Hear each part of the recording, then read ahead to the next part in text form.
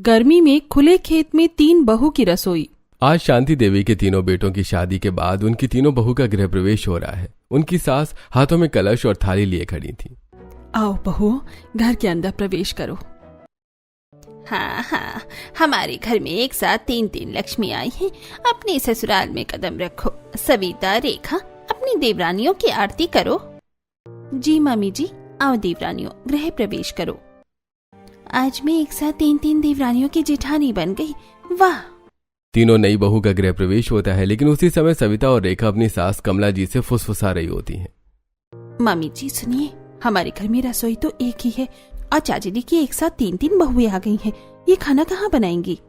हम इन तीनों को अपनी रसोई में घुसने नहीं देंगे। आप खुद इनसे बात कर लीजिए, वरना हम बात करेंगे। अरे अभी अभी आई है बेटी, थोड़ा रुक जाओ, थोड़ा चैन तो ले लो, कल देखेंगे।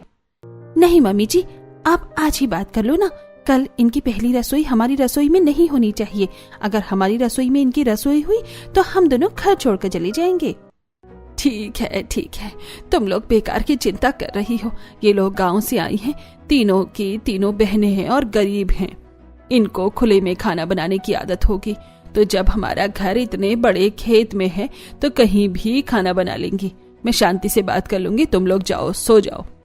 कमला देवी अपनी बहू को समझाकर सोने के लिए भेज देती हैं। शांति देवी की 3 बहुएं भी अपनी अपनी छोटी सी कुठरिया में सोने के लिए चली गई थी। तभी कमला जी शांति देवी के पास आती हैं। शांति, सुन जरा, बाहर आ, मुझे तुझसे कुछ बात करनी है। अरे भाभी, इतनी रात को क्या बात करनी है? आप चलिए, मैं आती हूँ। बाहर दल्लान में बैठकर बात करते हैं। दोनों देवरानी जेठानी उठकर अपने घर के बाहर आंगन में आती हैं और एक खाट पर बैठ जाती हैं। जी भाभी बताइए, आपको क्या बात करनी थी? देख शांति, तेरे तीनों बेटों की शादी एक साथ हो गई है, लेकिन समस्या ये है कि हमारे घर में रसोई तो एक ही है। अब गुजारा कैसे होगा? क्या मतलब है आपका भाभी? मैं कुछ समझी नहीं। शांति सुन, मेरी दोनों बहुओं का तुझे पता ही है ना, वो 2 मिनट में कलेश कर देंगी। तू तो समझदार है बहन, अपनी बहू को समझाना कि वो अपनी रसोई का इंतजाम कहीं और करे। लेकिन भाभी, नई बहुएं हैं और कल ही इनकी पहली रसोई है, कहाँ जाएंगे खाना बनाने? देख शांति, अगर तू मेरी बहू से बहस करेगी तो कहाँ भटकेगी बेघर होकर अपनी 3 बहुओं के साथ। बाकी तेरी मर्जी। ठीक है भाभी, मैं बात करती हूँ। कमला और शांति आंगन से उठकर अंदर चली गईं। शांति जाकर अपने बिस्तर पर लेट गई और अपने दिवंगत पति से मन में ही बात करने लगी। अगर आज आप जिंदा होते तो कितना अच्छा होता। ये सब दिक्कतें नहीं होती।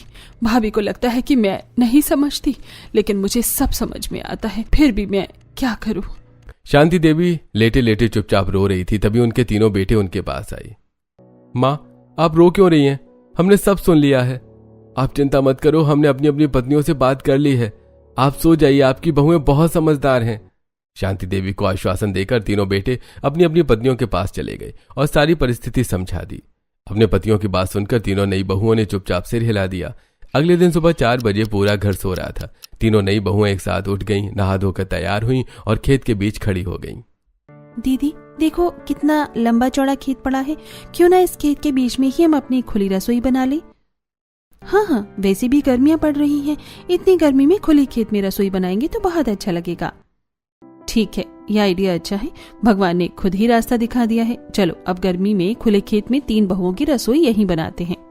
तीनों बहनें एक दूसरे को हौसला देती हुई काम में लग गईं। पूजा गोबर की टोकरी लेकर आई, नेहा मिट्टी लाई और काजल सूखी लकड़ियां लेकर आई। तीनों ने मिलकर खेत के बीच में 3 अलग अलग चूल्हे बनाए। गोबर से लीप कर अच्छे से चिकने किए। तीनों चूल्हे तैयार हो चुके थे। चलो, चूल्हे तैयार हैं, अब आग जला देते हैं। तीनों बहुओं ने चूल्हा जलाया। धीरे धीरे खेत में आग की लपटें नजर आने लगी। सुबह 7 बजे शांति देवी अपनी आंखें मलते हुए बाहर आई। अरे, कहाँ चली गई ये तीनों? शांति देवी बाहर आंगन में आई, फिर खेत की तरफ नजर गई। दूर खेत के बीच में 3 चूल्हों की आग जलती दिखाई दी और तीनों बहुएं काम कर रही थी। ये क्या कर रही हैं? तीनों नई बहुएं अपनी पहली रसोई बना रही थी। पूजा एक चूल्हे पर खीर बना रही थी। नेहा दूसरे चूल्हे पर सब्जी पका रही थी। काजल तीसरे चूल्हे पर रोटियां सेक रही थी। शांति देवी दूर खड़े होकर ये सब देख रही थी। तभी उनके पीछे से तीनों बेटे आ गए। देखा माँ, हमने कहा था ना, हम अपनी पत्नियों को समझा देंगे। भगवान करे मेरे बहू बेटा को किसी की नजर न लगे। कितने समझदार बच्चे हैं मेरे। उसी समय खेत की पगडंडी पर गांव के सरपंच निकल रहे थे। उन्होंने खुले खेत में 3 बहुओं की रसोई को देख लिया।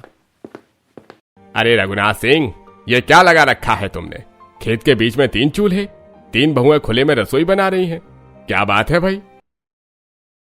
अरे सरपंच जी, घर में रसोई की जगह की दिक्कत है ना। 3 बहुएं एक साथ आई हैं तो इन्होंने खुद ही खेत में इंतजाम कर लिया। अरे वाह, गर्मी में खुले खेत में रसोई, यह तो नई बात है। लेकिन देखो तीनों बहुएं कितनी समझदार हैं, सुबह सुबह उठकर सब कर लिया। सरपंच और रामू काका आगे बढ़ गए। उसी समय खेत की पगडंडी पर गांव की कई औरतें इकट्ठी हो गईं। गुड्डी, रोशनी, सुशीला और कुछ अन्य पड़ोसनें वहां मौजूद थीं। अरे दैया, देखो तो सही, राम प्रसाद के घर की नई बहुओं ने तो पूरा तमाशा कर दिया। अरे इनकी 2 जेठानियां कम थी, पूरे गांव में आतंक मचाए रखा था। दिन रात लड़ाई झगड़े। अब ये 3 नई बहुएं आ गई हैं और इन्होंने तो सारी शर्म ही भूल गई है। खेत के बीच में रसोई बना ली है। आते ही इन्होंने अपना नाटक शुरू कर दिया। अब देखो, खुले खेत में चूल्हा बनाकर बैठी हैं। गांव में क्या कहेंगे लोग? अरे कोई शर्म बाकी नहीं रही इनके घर में। 3 बहुएं एक साथ और खुले खेत में रसोई। वाह रे वाह। अरे शांति, कुछ बोलती क्यों नहीं? तेरी बहुओं ने तो पूरा गांव शर्मसार कर दिया है। शांति कुछ नहीं बोल पाई, बस सिर नीचा किए खड़ी रही। तभी अरे भले, हम खेत में रसोई बना रहे हैं तो क्या हुआ? ये हमारा अपना खेत है ना, हम कहीं भी बनाए, लोगों को क्या मतलब है? हाँ, आप लोग कह रही हैं शर्म नहीं बची, लेकिन शर्म तो तब होती जब हम दूसरों के घर में घुसकर रसोई करते। ये हमारा खेत है, हमारा परिवार है, हम कहीं भी बनाए, हमें कोई शर्म नहीं। आपका क्या जाता है? आंटी जी, आप लोग तो ऐसे हंस रही हैं जैसे हमने कोई चोरी की है। अगर इतनी परेशानी हो रही है तो आप अपने घर में जगह दे दीजिए, वरना हमें हमारे खेत में रसोई बनाने दो। तीनों बहुओं के जवाब सुनकर पड़ोस की औरतें अपना मुंह लेकर वापस चली जाती हैं। उसके बाद तीनों बहू अपनी सास के पास आती हैं। मम्मी जी, आप चिंता मत करो, एक दिन हमारे सारे दुखों का अंत होगा। सभी मिलकर खाना खाते हैं। उसके बाद दोपहर में तीनों बहुएं सास के साथ आंगन में बैठी हुई हैं। मामी जी, हमारे इतने सारे खेत ना खाली पड़ा हुआ है, तो यहाँ पे हम खेती क्यों नहीं करते हैं? हाँ बेटे, ये खेत बंजर हो गए हैं। पिछले 20 वर्षों से इनमें खेती ही नहीं हुई है। खेती होती भी है तो फसल अच्छी नहीं आती, कोई फायदा नहीं होता। लेकिन क्यों मम्मी जी, इतना अच्छा खेत है, फिर खेती क्यों नहीं होती? ताऊ जी खेती करने नहीं देते, कहते हैं कि हमारे घर के बीच में खेत है, अगर खेती होगी तो मेहनत पूरी लगती है, लेकिन आमदनी उतनी नहीं हो पाती, इसलिए खेती बिल्कुल नहीं करने देते। मतलब ताऊ जी इसीलिए मना करते हैं? तीनों बहुओं को दाल में कुछ काला लगता है। तभी पूजा हैरान होकर पूछती है, मम्मी जी, ऐसे कैसे हो सकता है?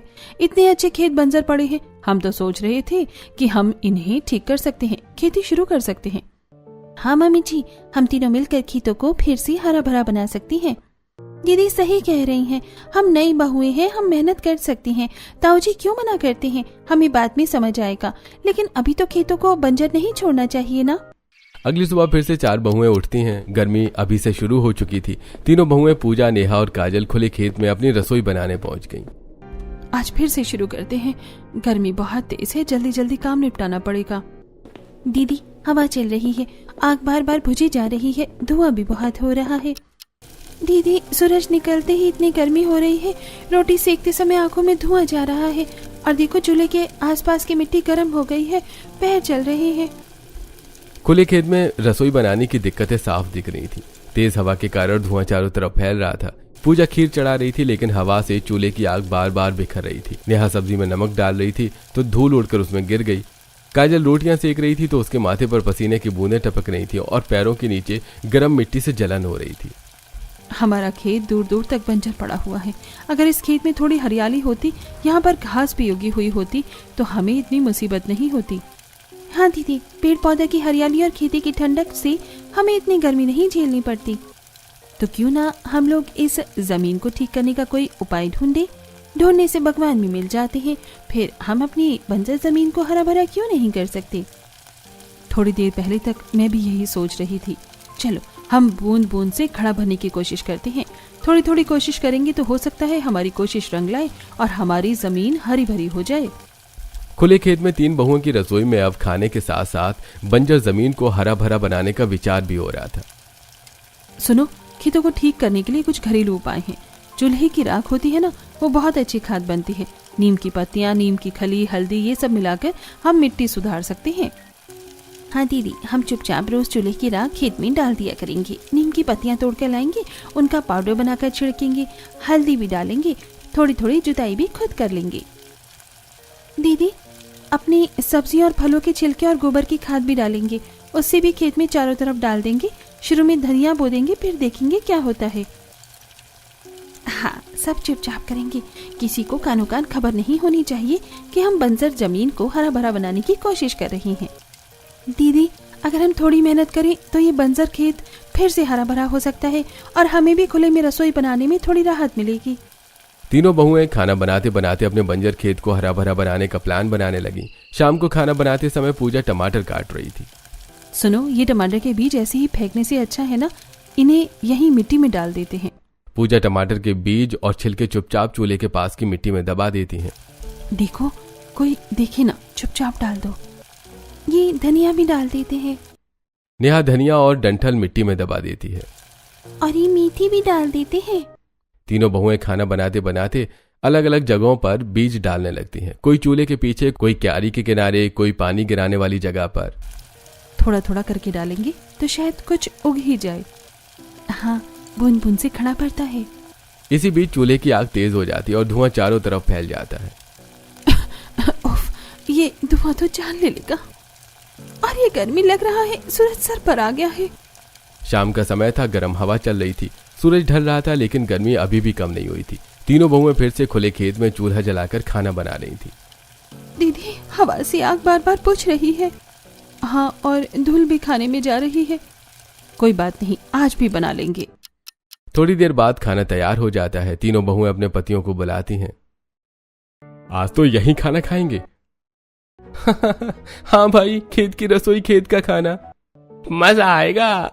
सभी खेत में जमीन पर बैठकर खाना खाने लगते हैं। हवा चल रही थी, धूल उड़ रही थी, लेकिन सब एक साथ थे। लीजिए गरम रोटी, ये सब्जी लीजिए, और ये खीर भी। तभी आसपास से गुजरते हुए गांव के लोगों ने देखने लगते हैं। अरे बाप रे, पहले खुले में रसोई में खाना बना रही थी, अब यही खाना भी खा रहे हैं। हद कर दी इन्होंने तो, घर होते हुए भी खेत में खाना। अब तो पूरा घर ही खेत में बसा लो। कुछ गांव वाले हंस रहे थे तो कुछ ताने मार रहे थे। अरे भाई, अजीब जमाना आ गया है भाई। तीनों बहुएं सब सुन रही थी, लेकिन इस बार उन्होंने चुप रहना सही समझा। लोग तो कहेंगे ही, हमें अपना काम करना है। हाँ, एक दिन यही लोग तारीफ करेंगे, और देखना ये जमीन भी जवाब देगी, और फिर इन सभी के मुंह बंद हो जाएंगे। कई दिन बीत गई। तीनों बहुएं रोज सुबह 4 बजे उठकर पहले रसोई में खाना बनाती, फिर चुपके चुपके खेत में अपने लगाई बीजों को देखती, लेकिन अभी तक कोई अंकुर नहीं निकला था। नेहा, आज पूरे 7 दिन हो गए हैं, अभी तक कुछ भी नहीं होगा। हाँ दीदी, मैं भी रोज यही देख रही हूँ, ना धनिया निकला ना टमाटर। कहीं हमारी मेहनत बेकार तो नहीं जा रही? शायद ताऊ जी सही कहते थे, ये जमीन कभी हरी नहीं हो सकती। नहीं, हार नहीं मानेंगे, भगवान पर भरोसा रखो, सब सही होगा एक दिन। तभी अचानक काजल की नजर जमीन पर पड़ती है। अरे दीदी, दीदी देखो देखो। क्या हुआ? अंकुर निकल आया। पूजा और नेहा दौड़कर काजल के पास आती हैं। अरे सच में, देखो छोटा सा हरा अंकुर। हे भगवान, हमारी मेहनत रंग लाई। तीनों बहुएं खुशी से एक दूसरे को गले लगा लेती हैं। मैंने कहा था ना दीदी, चमत्कार होगा। ये चमत्कार नहीं, हमारी मेहनत का फल है। अब हम इसे और बड़ा करेंगे, पूरा खेत हरा करेंगे। उस दिन तीनों बहुएं पानी भरने के लिए कुएं पर जाती हैं और वापस लौटते समय उन्हें थोड़ा देर हो जाती है। तभी रास्ते में ताऊ जी और ताई जी की आवाजें सुनाई देती हैं। अरे कमला, अब ये ठीक नहीं हो रहा है। क्या मतलब? अगर इन बहुओं ने खेत को हरा कर दिया तो हमारा राज खुल जाएगा। हाँ, अगर सबको पता चल गया कि हमने जानबूझकर खेत बंजर रखा तो। ये सब बातें पूजा सुन लेती है। वो चुपचाप पीछे हट जाती है। ये क्या कर रहे थे? घर पहुंचते ही पूजा ने नेहा और काजल को सब बता दिया। क्या जानबूझकर बंजर रखा? मतलब हमें रोका गया था जानबूझकर? हाँ, और अब हमें सच पता लगाना होगा। तीनों बहुएं सच का पता लगाने की ठान लेती हैं। वहीं दूसरी तरफ ताऊ जी और ताई जी की बातें अभी भी चल रही थीं। हमें बताना चाहिए अपने बेटों को। नहीं, अभी नहीं, पहले हम खुद पता लगाएंगे कि ये बहुएं कर क्या रही हैं। हाँ, सही कह रही हो, कुछ ना कुछ तो गड़बड़ है। कल से हम इन पर नजर रखेंगे चुपचाप। अगले ही दिन से ताऊ जी और ताई जी चुप चुप कर तीनों बहुओं को देखने लगे। खेत के कोने में खड़े होकर पेड़ के पीछे छिपकर हर हरकत पर नजर रखी जाने लगी। सुबह 4 बजे जब तीनों बहुएं खेत की रसोई में खाना बना रही थी तो देखिए जी, ये खाना बनाते बनाते कुछ मिट्टी में डाल रही हैं। हाँ, ये बीज डाल रही हैं। मतलब ये सच में खेत को हरा करने की कोशिश कर रही हैं। दोनों के चेहरे पर डर साफ दिखने लगा। अगर ये फसल हो गई तो हमारा सारा राज खुल जाएगा। नहीं होने देंगे, हमें इनका काम खराब करना पड़ेगा। उसी दिन से ताई जी ने चुपचाप बहुओं के काम में बाधा डालना शुरू कर दिया। रात के समय जब सब सो रहे थे, ताई जी चुपचाप खेत में पहुंची। देखती हूँ कैसे उगते हैं ये बीज। ताई जी ने जहां जहां बहुओं ने बीज डाले थे वहां पर नमक और राख ज्यादा मात्रा में डाल दी। अब देखती हूँ कैसे उगता है कुछ। अगली सुबह जब तीनों बहुएं सोकर उठी तो आसपास की जमीन पर मिट्टी सूखी हुई थी। दीदी, यहाँ की मिट्टी सूखी क्यों लग रही है? हमने तो कल पानी डाला था। हाँ, और ये पौधे जैसे मुरझा रहे हैं। दूर खड़ी ताई जी मुस्कुरा रही थी। रात को पानी बहा दिया था, अब कैसे बचेंगे ये पौधे। उस दिन सुबह रसोई में खाना बनाते समय अरे ये लकड़ियाँ इतनी गीली क्यों हैं? आग ही नहीं पकड़ रही। कल तो हमने सूखी लकड़ियाँ रखी थी। असल में रात को ताई जी ने लकड़ियों पर पानी डाल दिया था। अब बनाओ खाना। ताई जी यहीं नहीं रुकी, उन्होंने पड़ोस की औरतों को भी भड़काना शुरू कर दिया। अरे देखो ना, ये बहुएं खेत खराब कर देंगी। सच में? हाँ, पता नहीं क्या क्या डाल रही हैं मिट्टी में। धीरे धीरे गांव में बातें फैलने लगी। इधर तीनों बहुएं समझ नहीं पा रही थी कि उनके काम में बार बार रुकावट क्यों आ रही है। दीदी, लगता है भगवान भी साथ नहीं दे रहे। हर बार कुछ न कुछ गड़बड़ हो जाती है। नहीं, ये सब यूं ही नहीं हो रहा। कोई तो है जो हमारा काम खराब कर रहा है। तीनों बहुएं एक दूसरे को देखती हैं, लेकिन दूसरी तरफ ताऊ जी और ताई जी अब पूरी तरह से बहुओं का काम बिगाड़ने के पीछे पड़ चुके थे। रात के समय देखो रघुनाथ जी, ये लड़कियां जितनी सीधी दिखती है ना, उतनी है नहीं। मुझे पूरा शक है कि ये कुछ बड़ा करने की सोच रही हैं। अगर हमने अभी से इनको नहीं रोका तो कल को ये पूरा खेत अपने कब्जे में ले लेंगी और हमारा पुराना राज सबके सामने आ जाएगा। बात तो तुम बिल्कुल सही कह रही हो कमला। अब हमें चुपचाप बैठकर देखने की बजाय कुछ करना पड़ेगा। जैसे ये बीज डालें, हम ऐसा खेल खेलेंगे कि इनकी सारी मेहनत मिट्टी में मिल जाएगी। हाँ, जैसे ही ये बीज डालेंगे, हम रात में चुपके से खेत में पानी छोड़ देंगे, इतना कि सब सड़ जाए। उसी रात अंधेरे का फायदा उठाकर ताऊ जी ने खेत में पानी छोड़ दिया। धीरे धीरे पानी पूरे खेत में फैल गया। अगली सुबह दीदी, ये क्या हो गया? देखो ना, पूरा खेत पानी से भर गया है। हमने तो इतना पानी डाला ही नहीं था। दीदी, हमारे जो बीज थे, जो हमने इतने प्यार से इतनी मेहनत से लगाए थे, वो सब तो पानी में डूब गए। अब क्या होगा? देखो, अभी घबराने से कुछ नहीं होगा। हाँ, ये जरूर है कि किसी ने जानबूझकर किया है, लेकिन याद रखो, अगर भगवान ने चाहा होगा ना, तो यही पानी सूखकर हमारे बीजों को और मजबूत बना देगा। दोपहर की तेज धूप निकलती है। धीरे धीरे पानी सूखने लगता है। दीदी देखो, धीरे धीरे पानी सूख रहा है। शायद हमारे बीज पूरी तरह खराब नहीं हुए। हाँ दीदी, लगता है भगवान ने हमारी मेहनत देख ली। देखो बहनों, इंसान चाहे कितनी कोशिश कर ले किसी का बुरा करने की, लेकिन होता हमेशा वही है जो ऊपर वाला चाहता है। अगर भगवान हमारे साथ है ना, तो कोई हमारा कुछ नहीं बिगाड़ सकता। बहुओं की यह हिम्मत देखकर ताई जी का गुस्सा और बढ़ गया। ये लड़कियां मानने वाली नहीं है। जितना हम इन्हें गिराने की कोशिश करते हैं, ये उतना ही मजबूत होकर खड़ी हो जाती हैं। अब इनकी सबसे बड़ी ताकत इनका चूल्हा ही खत्म करना पड़ेगा। शाम को जब बहुएं पानी भरने गईं, ताई जी चुपके से खेत में आई और गुस्से में तीनों चूल्हे तोड़ दिए। अब देखती हूँ बिना चूल्हे के कैसे बनाओगी खाना, कैसे जिंदा रखोगी अपनी ये उम्मीद। शाम को बहुएं लौटती हैं। टूटा चूल्हा देखकर उनके मटके छूट जाते हैं। दीदी, ये क्या हो गया? हमारा चूल्हा किसने इस तरह तोड़ दिया? हमने तो किसी का कुछ भी बिगाड़ा ही नहीं, फिर हमारे साथ ऐसा क्यों हो रहा है? बस अब रोना नहीं है। अब ये साफ हो गया है कि कोई हमें आगे बढ़ते हुए नहीं देखना चाहता, लेकिन हम भी हार मानने वालों में से नहीं हैं। लेकिन दीदी अब हम क्या करेंगे? खाना कैसे बनेगा? हम वही करेंगे जो हम हमेशा से करते आए हैं, फिर से बनाएंगे। जितनी बार ये लोग तोड़ेंगे हम उतनी बार बनाएंगे और हर बार पहले से ज्यादा मजबूत बनाएंगे। हाँ दीदी, अभी हमारी जिद है, ये चूल्हा भी जलेगा और ये खेत भी हरा होगा। बहू फिर से चूल्हा बनाकर फिर से खाना बनाने की तैयारी करती है। उसी दिन शांति देवी चुपचाप बैठी थी, उनके चेहरे पर चिंता साफ दिख रही थी। कल मेरी एकादशी है। मैं पूरे विधि विधान से पूजा करती हूँ, लेकिन इस बार घर में हालात कुछ ऐसे हैं कि समझ ही नहीं आ रहा कैसे होगा। कहीं मेरी पूजा अधूरी ना रह जाए। तीनों बहुएं उनकी बात सुन लेती हैं और तुरंत उनके पास आ जाती हैं। मम्मी जी, आप इतनी चिंता क्यों कर रही हैं? जब आपकी 3 बहुएं आपके साथ खड़ी हैं तो आपकी पूजा अधूरी कैसे रह सकती है? आप बस हमें आशीर्वाद दीजिए, बाकी सब तैयारियां हम कर लेंगे, चाहे जैसे भी हालात हो। आपकी एकादशी पूरी विधि विधान से ही होगी। मम्मी जी, हम खेत से फूल लाएंगे, अपने हाथों से सजावट करेंगे और देखना आपकी पूजा पहले से भी ज्यादा अच्छी होगी। बेटियों, तुम लोगों के पास खुद कुछ नहीं है, फिर भी तुम मेरी खुशी के लिए इतना सोच रही हो। सच में भगवान ने मुझे बहुत बड़ी दौलत दी है तुम लोगों के रूप में। मम्मी जी, ये सब हमारा नहीं है, ये तो भगवान का दिया हुआ है, और जब नीयत साफ होती है ना तो भगवान खुद रास्ते बना देता है। दूर खड़ी ताई जी ये सब देख रही थी। उनके चेहरे पर जलन और गुस्सा दोनों साफ दिखाई दे रहे थे। अब तो कुछ बड़ा करना ही पड़ेगा, नहीं तो ये लड़कियां हमें कहीं का नहीं छोड़ेंगी। एकादशी का दिन आ चुका था। शांति देवी चिंतित बैठी थी। बेटियों, तुम कह तो रही हो कि तुम सब संभाल लोगी, लेकिन कैसे करोगी? हमारे पास तो ढंग की रसोई तक नहीं है, ना बर्तन पूरे हैं, ना कोई साधन। मैं नहीं चाहती कि मेरी वजह से तुम लोगों को और तकलीफ उठानी पड़े। मम्मी जी, जब भगवान ने हमें ये परिस्थिति दी है तो रास्ता भी वही दिखाएंगे।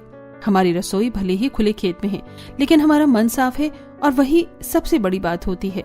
हम उसी खुले खेत में खाना बनाएंगे, वही हमारी रसोई है, और वहीं से आपकी पूजा भी होगी और भोग भी। और देखना मम्मी जी, ऐसा खाना बनाएंगे कि पूरा गांव याद रखेगा। तीनों बहुएं सुबह से ही जुट गईं। कोई सब्जी काट रही थी, कोई चूल्हा संभाल रही थी, कोई मसाला पीस रही थी। गर्मी, धूप, धुआं सब कुछ सहते हुए भी उनके चेहरे पर खुशी थी।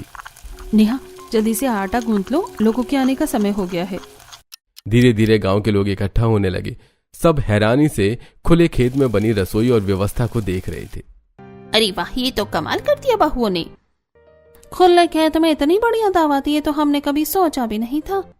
अरे भाई, खाना तो इतना स्वादिष्ट है कि शहर के होटल भी फेल हो जाए। गांव के लोग तारीफ करते नहीं थक रहे थे। अरे पहले तो हम मजाक बना रहे थे, लेकिन आज मान गए, इन बहुओं ने तो कमाल कर दिया। शांति देवी की आंखों में खुशी के आंसू आ जाते हैं। आज मेरी इज्जत रख ली मेरी बहुओं ने। उसी दौरान लोगों की नजर खेत के कोने पर पड़ती है। अरे देखो, यहाँ तो पौधे उगाए हैं। दीदी देखो, हमारे बीच सच में अंकुर निकल आए। धीरे धीरे पूरा माहौल खुशी से भर जाता है। दूसरी तरफ गांव के कुछ बड़े लोग ताऊ जी के साथ बैठे थे। अरे भाई रघुनाथ, मुझे तो लगता है अब तुम्हारा पत्ता साफ होने वाला है। हाँ, इतने दिनों से तो जो दबदबा बना रखा था ना, अब ज्यादा दिन नहीं चलेगा। तुम लोग क्या कहना चाहते हो? अरे यही कि अब गांव वाले उन बहुओं की तारीफ कर रहे हैं, और अगर सच बाहर आ गया तो तुम्हारी इज्जत और सत्ता दोनों खत्म हो जाएंगी। ताऊ जी के चेहरे पर डर साफ नजर आने लगता है। उसी रात ताऊ जी और ताई जी कमरे में बैठे साजिश रच रहे थे। अब एक ही रास्ता बचा है। कौन सा? शांति को रास्ते से हटाना होगा। ये बात दरवाजे के बाहर खड़ी पूजा सुन लेती है। हे भगवान, ये लोग मम्मी जी को मारने की बात कर रहे हैं। अगले दिन ताई जी रसोई में खीर बना रही थी। आज सब खत्म हो जाएगा। ताई जी चुपके से खीर में कुछ मिला देती हैं। अब देखती हूँ कैसे बचती है शांति। ये सरता को खीर लेकर शांति देवी के पास भेजती हैं। लो चाची जी, आपके लिए खास खीर बनाई है। जैसे ही शांति देवी खीर लेने लगती है, मम्मी जी रुकिए। पूजा दौड़कर आती है और जानबूझकर खीर का बर्तन टक्कर मारकर गिरा देती है। अरे ये क्या किया तुमने, सारा प्रसाद गिरा दिया। तभी एक बिल्ली वहां आती है और गिरी हुई खीर खाने लगती है। दीदी, ये बिल्ली खीर खा रही है। कुछ ही सेकंड्स में बिल्ली तड़पने लगती है और वहीं मर जाती है। ये क्या हो गया? ये बिल्ली अचानक कैसे मर गई? अचानक नहीं मरी ताई जी, ये वही खीर खाकर मरी है जो आप मम्मी जी को खिलाने वाली थी। कमला भाभी, क्या ये सच है क्या तुम मुझे मारना चाहती थी? नहीं नहीं, ये सब झूठ बोल रही हैं। मैं ऐसा क्यों करूंगी? क्योंकि आपका सच अब सामने आने वाला है ताई जी। और सिर्फ ये खीर ही नहीं, आपके हर पाप का हिसाब आज होगा। पूजा आगे बढ़ती और सबको सच बताने लगती है। मम्मी जी, उस दिन जब हम कुएं से पानी लेकर लौट रहे थे तब हमने ताऊ जी और ताई जी की बातें सुनी थी। उस दिन हमें शक हो गया था कि ये लोग कुछ बहुत बड़ा छुपा रहे हैं। पूजा पेड़ के पीछे छुपकर खड़ी थी। ताऊ जी और ताई जी बात कर रहे थे। अगर ये बहुएं सफल हो गई तो हमारा राज खुल जाएगा। उस दिन हमने ठान लिया था कि सच्चाई बाहर निकाल कर रहेंगे। हम रोज इन पर नजर रखने लगे और हमें कुछ मिला है। आप चलिए हमारे साथ। पूजा सबको खेत के एक कोने में ले जाती है। यही वो जगह है जहाँ ताऊ जी बार बार आते थे, इस पेड़ के नीचे। पूजा मिट्टी खोदती है और वहां से पुराने कागज निकालती है। दीदी, ये तो जमीन के कागज हैं। इसमें लिखा है ये सारी जमीन मम्मी जी के पति यानी हमारे ससुर जी के नाम थी। और सिर्फ इतना ही नहीं, इन कागजों में वो सच भी छुपा है जिसे ताऊ जी इतने दिनों से दबा कर बैठे हैं। गांव के लोग इकट्ठा हो जाते हैं। सुनिए सब लोग, आज हम आपको इस घर का असली सच बताने जा रहे हैं। बंद करो ये तमाशा, ये सब झूठ है। झूठ नहीं है ताऊ जी, सच है। और आज ये सच पूरे गांव के सामने आएगा। ये वो लोग हैं जिन्होंने अपनी आंखों से सब देखा था। 2 आदमी आगे आते हैं। हाँ, हमने देखा था। रघुनाथ ने अपने छोटे भाई को जहर दिया था, क्योंकि उन्हें डर था कि अगर वो जिंदा रहे तो सारी जमीन उन्हीं के नाम रहेगी। पूजा आप पूरी कहानी सबके सामने रखती है। कुछ दिनों पहले इस घर के दादाजी ने अपनी सारी संपत्ति अपने छोटे बेटे यानी मम्मी जी के पति के नाम कर दी थी, क्योंकि उन्हें पता था कि ताऊ जी के इरादे सही नहीं हैं। लेकिन लालच ने ताऊ जी को अंधा कर दिया। उन्होंने अपने ही भाई को रास्ते से हटा दिया और इसके बाद मम्मी जी को डरा कर दबा के रखा ताकि सच कभी बाहर न आए। और खेती इसलिए नहीं करने दी क्योंकि अगर जमीन हरी हो जाती तो सबको पता चल जाता कि असली मालिक कौन है। सरपंच और गांव वाले सब सुनकर गुस्से में आ जाते हैं। अरे रघुनाथ, तुमने अपने ही भाई की हत्या की, जमीन हड़पी और इतने दिनों तक इस परिवार को सताया। अरे शर्म करो, ऐसे इंसान को गांव में रहने का हक नहीं है। सरपंच का फैसला है, आज से तुम दोनों को इस गांव से बाहर निकाला जाता है। ताऊ जी और ताई जी शर्म से सिर झुकाकर खड़े रह जाते हैं। बेटियों, तुमने ना सिर्फ मेरी जान बचाई बल्कि मुझे मेरा हक भी दिलाया। मम्मी जी, ये सब भगवान का न्याय है। पंचायत के फैसले के बाद ताऊ जी और ताई जी को गांव छोड़कर जाना पड़ा। लेकिन असली चुनौती अब शुरू हुई थी, क्योंकि शांति देवी और उनके बेटे बहुओं के पास न कोई पक्की आमदनी थी और न ही कोई सहारा। बेटियों, अब हमारे पास कोई रोजी रोटी का सहारा नहीं है। तुम्हारे ससुर जी के जाने के बाद और इतने दिनों तक दबकर रहने की वजह से हम कुछ भी कर नहीं पाए। न पढ़े लिखे, ना कोई काम सीखा। हाँ माँ, अब तक घर का खर्चा ताऊ जी ही उठाते थे, राशन पानी सब वही करवाते थे। और अब उनके बेटे भी शहर में रहते हैं, उन्हें तो हमारी कोई जरूरत ही नहीं है। अब हम कैसे चलाएंगे ये घर? क्यों नहीं चलेगा ये घर? जब हमारे पास इतना बड़ा खेत है तो हमें किसी और की जरूरत ही क्यों पड़े? हमने खुद अपनी आंखों से देखा है हमारे खेत में कितनी अच्छी फसल उग रही है और अब ये खेत बंजर नहीं है, ये हमारी मेहनत से हरा भरा हो चुका है। धीरे धीरे पूरा परिवार खेत में काम करने लगता है। हरी सब्जियां, टमाटर, धनिया सब उगने लगता है। देखो, ये टमाटर कितने लाल लाल हो गए हैं और ये धनिया कितना घना उगाया है। अब तो बाजार वाले खुद हमारे खेत से सब्जी लेने आएंगे। कुछ ही दिनों में गांव के लोग भी उनकी सब्जियां खरीदने आने लगते हैं। अरे बहू, आपके खेत की सब्जी तो बहुत ताजी और स्वादिष्ट है, हमें रोज देना। धीरे धीरे 6 महीने बीत जाते हैं और अब सब कुछ बदल जाता है। वही खेत अब पूरी तरह हरा भरा हो चुका था।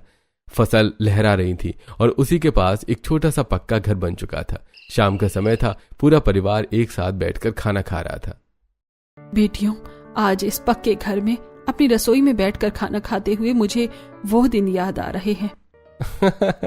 कौन से दिन माँ? जब गर्मी के मौसम में खुले खेत में तुम तीनों बहुएं चूल्हा जलाकर खाना बनाती थी। अरे माँ, वो तो बहुत मुश्किल समय था। मुश्किल जरूर था, लेकिन सच कहूँ उन दिनों में भी एक अलग ही आनंद था। सच में मम्मी जी, तब गर्मी भी कम लगती थी और अब तो हम संडे को भी बाहर खेत में ही खाना बनाते हैं। हाँ, अब वो मजबूरी नहीं, हमारी खुशी बन गई है। संडे के दिन पूरा परिवार फिर से खेत में खुली रसोई में खाना बना रहा है, लेकिन इस बार मजबूरी नहीं, खुशी के साथ।